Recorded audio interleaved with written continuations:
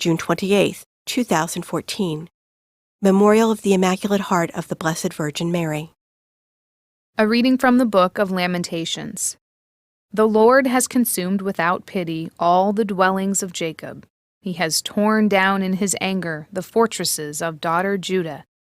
He has brought to the ground in dishonor her kings and her princes. On the ground in silence sit the old men of daughter Zion.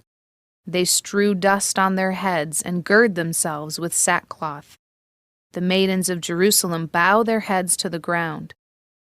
Worn out from weeping are my eyes. Within me all is in ferment. My gall is poured out on the ground because of the downfall of the daughter of my people. As child and infant faint away in the open spaces of the town. In vain they ask their mothers, "Where is the grain?"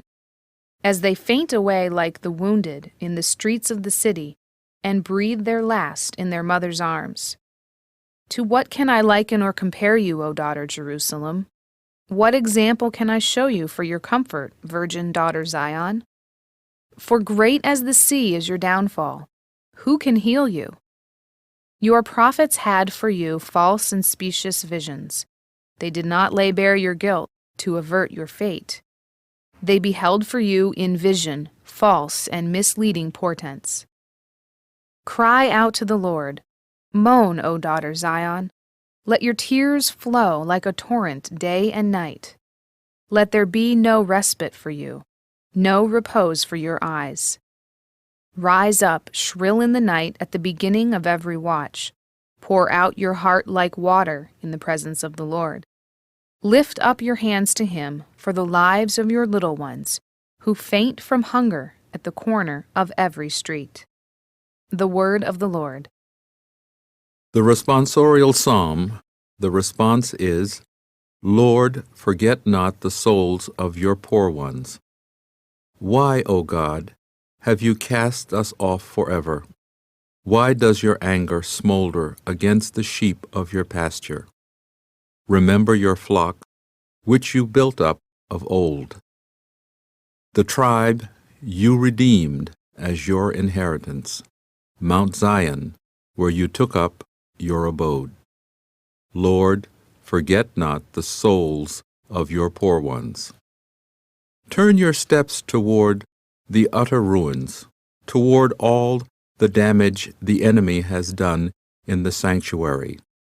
Your foes roar triumphantly in your shrine. They have set up their tokens of victory. They are like men coming up with axes to a clump of trees. Lord, forget not the souls of your poor ones. With chisel and hammer, they hack at all the paneling of the sanctuary. They set your sanctuary on fire. The place where your name abides, they have razed and profaned. Lord, forget not the souls of your poor ones. Look to your covenant, for the hiding places in the land and the plains are full of violence. May the humble not retire in confusion. May the afflicted and the poor raise your name. Lord, forget not the souls of your poor ones. A reading from the Holy Gospel according to Luke. Each year Jesus' parents went to Jerusalem for the feast of Passover, and when he was 12 years old, they went up according to festival custom. After they had completed its days, as they were returning, the boy Jesus remained behind in Jerusalem, but his parents did not know it. Thinking that he was in the caravan, they journeyed for a day and looked for him among their relatives and acquaintances. But not finding him, they returned to Jerusalem to look for him.